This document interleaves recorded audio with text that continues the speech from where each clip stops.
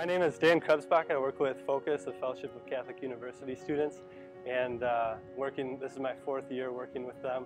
I work as a director of collegiate outreach and was really honored when the CCMA asked me to kind of talk about some of the things that we found to be fruitful or successful in following up with people in the beginning of the school year, specifically at fall outreach, but hopefully principles that can be used throughout the entire year. This is my 6th year of student ministry. I worked at a campus in Madison for 2 years before joining staff with Focus, and just want to share 3 main points with you as to what I think could be really helpful in your outreach to students this fall. The first one is, as Jesus sent his disciples out 2 by 2, that it's really hard to do this job on our own, and it's really challenging to follow up when you get a list of people that are all interested in your ministry, and maybe you have 60 to 100 people, but you're one person. How do you follow up with all of those individuals? And one thing that's nice for us in Focus is we have a team of people. So whether you have one person or a team of 15, hopefully this will be an applicable principle, that we want to help get the students engaged in the ministry, that they know their peers much more than we do, and they have an ability to connect to them that is somewhat different than we do. And so it also increases our number from being one person to 2 or 3 people, and as that continues to grow, you have an ability to follow up with more people on a smaller scale. So an example of this is when I was a senior in college at the University of Wisconsin-Madison, the church that I was going to there had probably 250 people sign up for Bible studies at the beginning of the year. And we had a team of 6 missionaries that were there that we were working with.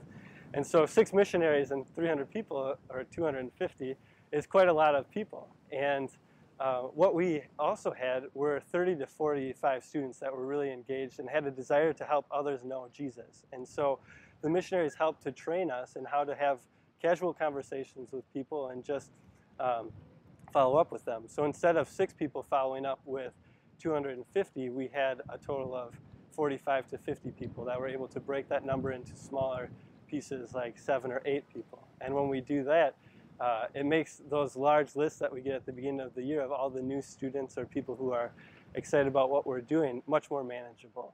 And that's the first point, is engaging students and just helping them to realize that it's their responsibility to help invite and welcome the new students that are coming to campus. The second point is intentional prayer and intentional action, that we want to make sure that we're remembering to turn to the Lord in everything, that He's our starting point and our end, that as we're here to minister to students, it's to bring them to Him and not to an event. And so one thing that we found really helpful is a tool that we're going to attach here for you. It's called the depth chart, and it's a way of looking at who has God put into my life and how can I pray specifically for them and the next step that will help them to grow in their relationship with Jesus. And so perhaps at the beginning of the year, a new contact or somebody that's filled out one of the Welcome Week cards goes into this spot that I'm going to pray really specifically that this person would be open to me getting together with them just to be friends, just to get to know them. Or after a few weeks of getting to know these people, or a couple of times where we've engaged them, that this is the time that I'm going to share the love that Jesus has for them.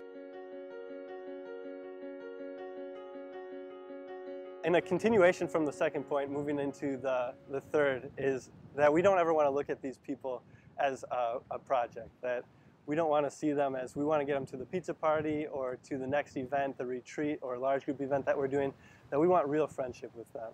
This really stuck out to me when a friend offered a little correction to me after the first time that I was at one of the welcoming pizza parties that we did the first year that I was really excited about Jesus. Was I ran around like a chicken with my head cut off trying to meet every single person that was there. And I didn't really want anything more than to say hi and bye, but just to say at least I got to say hello, they know my face. And they kind of told me, well, you know, Jesus says at one point in Scripture that I did not call you servants, I call you friends. And when you're looking to invest into people, that we're not actually looking for, in this case, where a servant could be just somebody to participate in the things that we do, but we're looking for friends, people that are really in a relationship with us and in a relationship with Jesus Christ. And so one of the ways that I found really helpful to be in authentic friendship is to approach them in a way that you would with any of your other friends, that you get to know them as people. pull out your phone and you just enter their name and their phone number and you text them your number and you say, it's great to meet you. I'd love to follow up, and maybe we could go and get lunch, or I'd take you out for dinner. But building up a friendship instead of making the next invitation to the next thing. That we're really interested in you as a person. We're not interested in building up our numbers. And so that's been a kind of the other really important thing, that every person that comes into your ministry, every person that walks through the church door or you see on campus is looking for an authentic relationship. And we all know that, as St. Augustine says, our hearts are restless until they rest in you. And that relationship they're looking for is in Jesus Christ. But one of the steps to that relationship is sometimes having a friend that actually cares and loves them, and they can open up to them about who Jesus really is, and it can break down some of the misconceptions that we've had. So I hope some of the things I had to say were helpful, maybe a refresher or something new to try out. A lot of the things that we talked about will be attached as a link to our website, focusequip.org. It has a lot of free articles that you can read. It also has Bible studies that you can download and read on campus if that's not something that maybe you've had access to before. So thank you very much to CCMA for the opportunity to share this with you. Thank you guys for just taking the time to watch the video, and we will continue to pray for your ministries, that God would be very present and fruitful in your outreach to the students that are on your campus.